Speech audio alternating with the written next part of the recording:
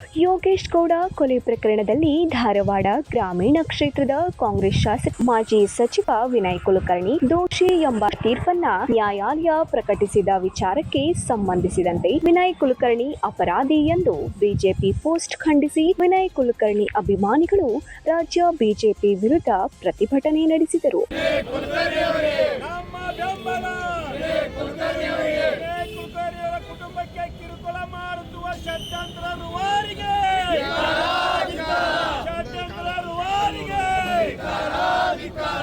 ಹೌದು, ಧಾರವಾಡದ ಕಲಾಭವನದಿಂದ jubilee circle ವರೆಗೆ ಪ್ರತಿಭಟನಾ ಮೆರವಣಿಗೆ ಹಮ್ಮಿಕೊಂಡ ಶಾಸಕ ವಿನಯ್ ಕುಲಕರ್ಣಿ ಅಭಿಮಾನಿಗಳು ವ್ಯವಸ್ಥಿತ ಸಂಚು ರೂಪಿಸಿ ಷಡ್ಯಂತರ ಎಂದು ಆರೋಪಿಸಿ ಷಡ್ಯಂತ್ರದ ರೂವಾರಿಗಳಿಗೆ ಧಿಕ್ಕಾರ ಎಂದು ಕೂಗಿ ಆಕ್ರೋಶವನ್ನ ಹೊರಹಾಕಿದರು.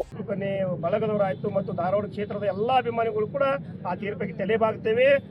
ಅದೇ ರೀತಿಯಾಗಿ ಹಿಂದಿನಿಂದಲೂ ಕೂಡ ವಿನಯ್ ಕುಲಕರ್ಣಿ ಅವರನ್ನ ಷಡ್ಯಂತ್ರದ ಮೂಲಕ ಈ ಕೇಸಿನಲ್ಲಿ ಸಿಲುಕಿಸಿದಂತಹ ಧಾರವಾಡದ ಒಬ್ಬ ಶಕುನಿಗೆ ಈ ಮೂಲಕ ನಾವು ಧಿಕ್ಕಾರವನ್ನು ಘೋಷಣೆ ಮಾಡ್ತೇವೆ. ಯಾಕಂತಂದ್ರೆ ಸುಮಾರು 10 ವರ್ಷಗಳ ಕಾಲ ಈ ಕೇಸು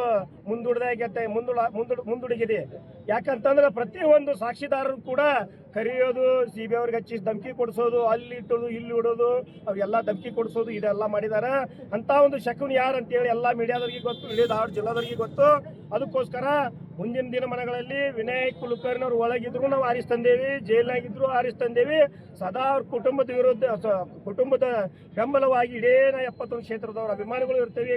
ಕಾಂಗ್ರೆಸ್ ಧಾರವಾಡದಲ್ಲಿ ವಿನಯ್ ಕುಲಕರ್ಣಿ ಅಭಿಮಾನಿಗಳು ಮತ್ತು ನಮ್ಮ ಕಾಂಗ್ರೆಸ್ ಎಲ್ಲ ಕಾರ್ಯಕರ್ತರು ಇವತ್ತು ಹೇಳೋದು ಏನಂತಂದ್ರೆ, ನಾವು ಇವತ್ತು ನ್ಯಾಯಾಲಯದ ವಿರುದ್ಧ ನ್ಯಾಯಾಲಯದಲ್ಲಿ ತೀರ್ಪು ಬಂದಿದೆ ವಿನಯ್ ಕುಲಕರ್ಣಿ ಅವರ ವಿರುದ್ಧ, ನಾವು ಅದರ ವಿರುದ್ಧವಾಗಿ ಪ್ರತಿಭಟನೆಯನ್ನು ನಾವು ಮಾಡ್ತಾ ಇಲ್ಲ. ಇದು ಸ್ಪಷ್ಟ.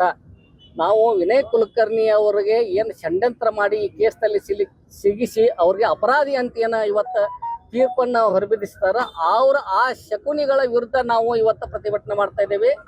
ಅದಕ್ಕೆ ಇವತ್ತು ಏನಿಲ್ಲಿ ಆಗಿದೆ ಅದು ಮುಂದಿನ ದಿನಮಾನಗಳಲ್ಲಿ ಅವರು ಹೈಕೋರ್ಟಿಗೆ ಹೋಗ್ಲಿಕ್ಕೆ ಪ್ರಯೋಜನ ಇದೆ. ಯಾಕಂತಂದ್ರೆ ತಾವೆಲ್ಲರೂ ತಾವೆಲ್ಲರೂ ಗಮನಿಸಿರ್ಬೋದು, ಇವತ್ತು ಭಾಳ ಹಲವಾರು ನಾಯಕರುಗಳು CBI-ದವರು ಮತ್ತು ED-ದವರು ಎಲ್ಲರೂ ಕೂಡ ಇವತ್ತು ಕೇಸ್ ಹಾಕಿ ಅವ್ರನ್ನ ಒಳಗೆ ಹಾಕಿದ್ರು. ಆದ್ರೆ ಹೈಕೋರ್ಟ್ದಲ್ಲಿ ಅವರೆಲ್ಲರೂ ನಿರ್ದೋಷಿ ಅಂತೇಳಿ ಇವತ್ತಾಗಿ ಹೊರಗೆ ಬಂದಿದ್ದಾರೆ.